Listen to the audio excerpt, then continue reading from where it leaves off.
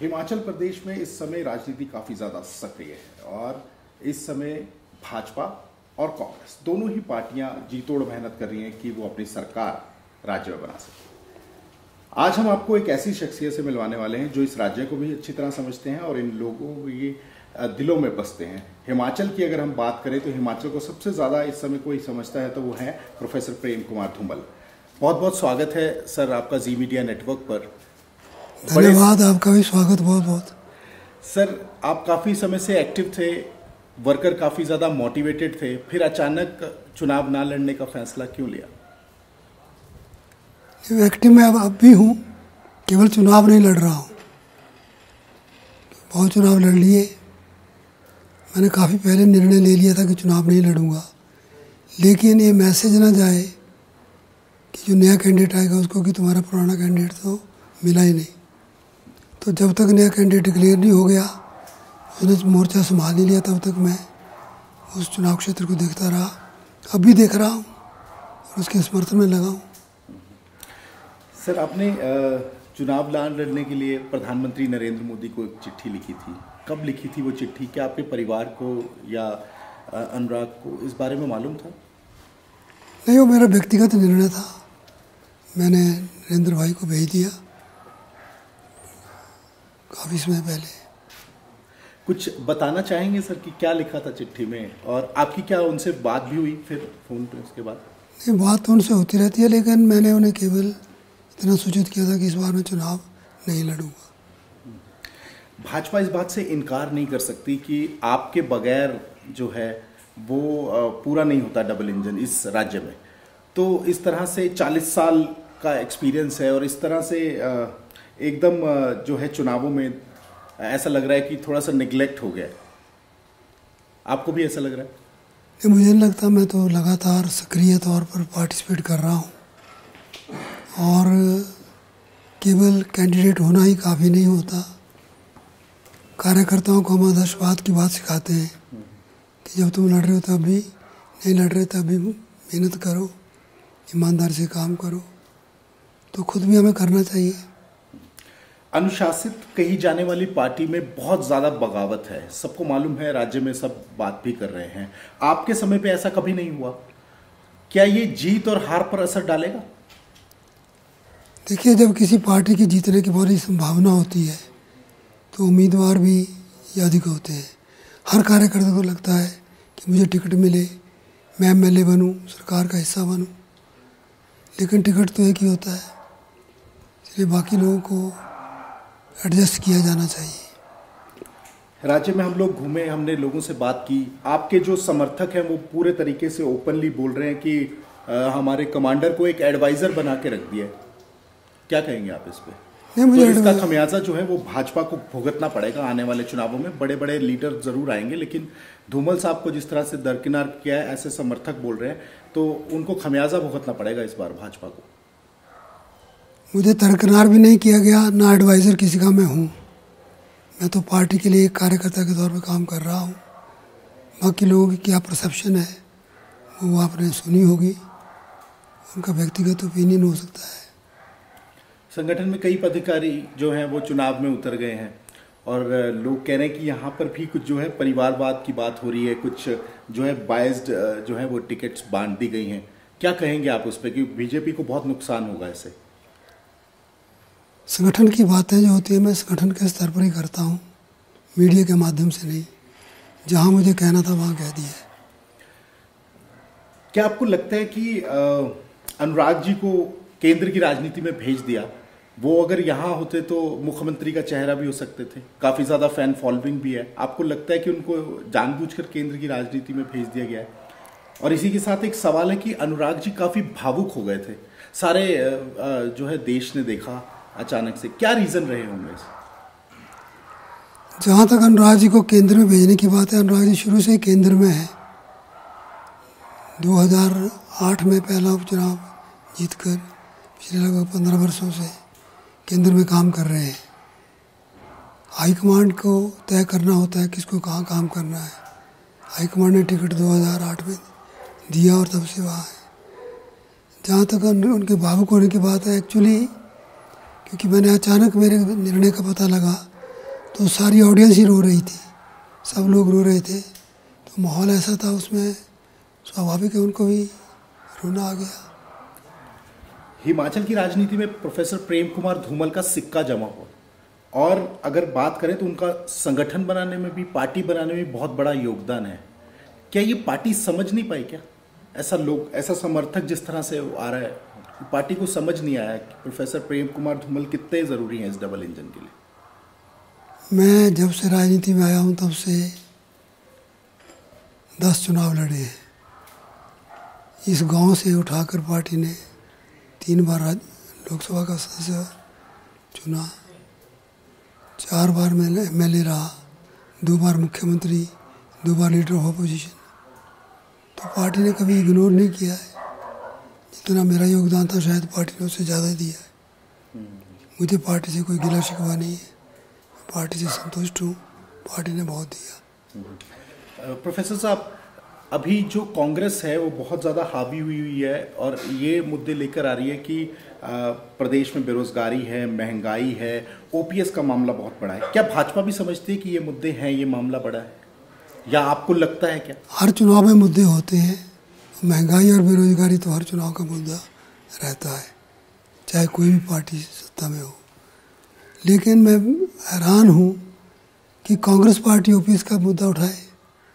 2003 में इनकी सरकार यहाँ बनी, 2004 में केंद्र में इनकी सरकार थी। जब दोनों जगह इनकी सरकार हो गई तो 2004 से इन्होंने OPS हटाया और NPS लागू किया। तो इसकी दोषी है तो कांग्रेस पार्टी है। हमारी पार्टी को एग्रेसिवली इसका जवाब देना चाहिए। तो कहीं ना कहीं हमारी पार्टी जवाब नहीं दे पा रही है। आपको लग रहा है कि कहीं ना कहीं कोऑर्डिनेशन कमी है, और वैसे भी जूझ रही है पार्टी, क्योंकि नेताओं को समझना चाहिए कि जिस तरह से अंदर घमासान चला हुआ है, मनाने की कोशिश की जाए।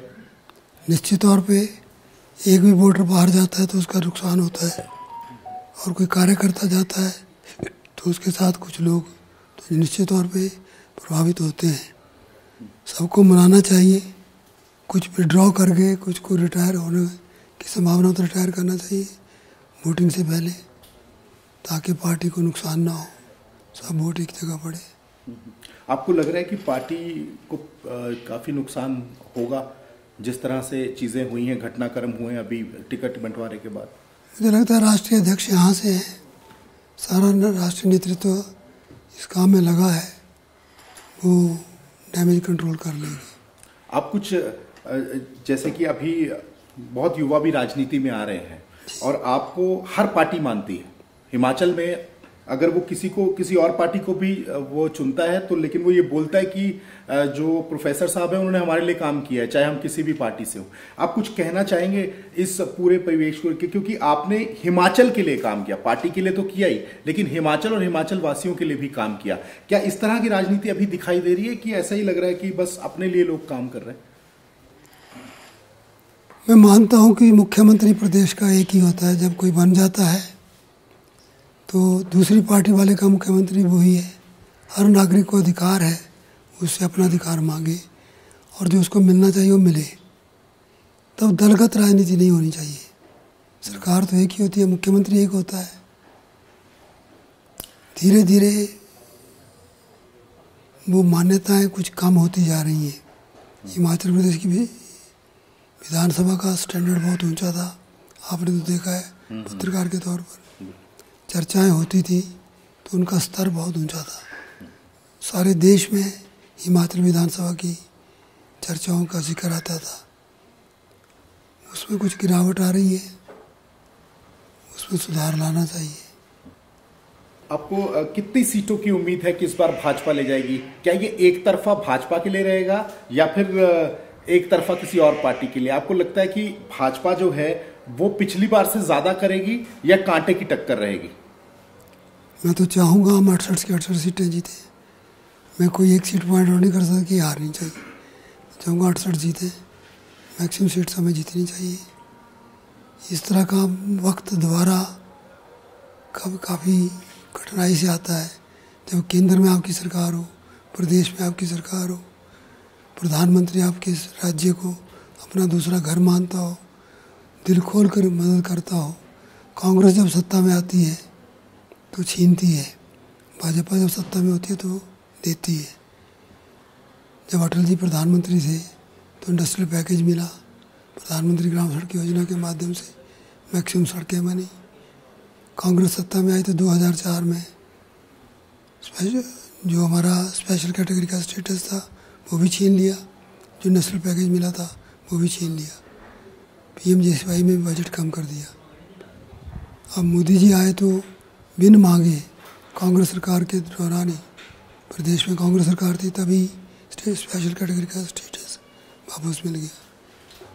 अब बल्क ड्रग पार्क का बहुत बड़ा तोहफा हिमाचल को मिला है। इस तरह से मेडिकल डिवाइसेस बनाने का ये कारखाना बहुत बड़ा नालागढ़ में लग रहा है। सारे देश में 4 वंदे भारत ट्रेन चली तो उनमें से एक हिमाचल से भी चल रही है। ये इतना कुछ दिया है। ट्रेन का जाल बिछ रहा है।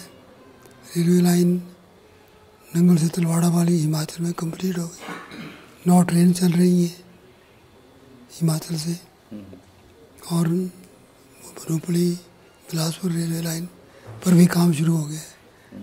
अंततः ये रेलवे लाइन लेह तक जाएगी। तो मोदी जी बहुत कुछ कर रहे हैं।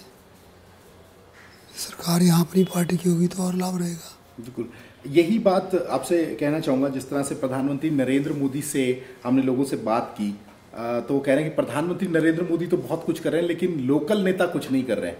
लोकल नेताओं से काफ़ी ज़्यादा खफा है क्योंकि उनका नेता उन तक पहुँचता ही नहीं है। वो कहते हैं कि जो लोकल नेता है, जो राज्य के नेता है, वो हवा में ही उड़ते रहते हैं, हवा की बातें करते हैं, उनको सड़क पे आना ही नहीं होता है, सड़क पे आके देखते भी नहीं क्या तकलीफ है।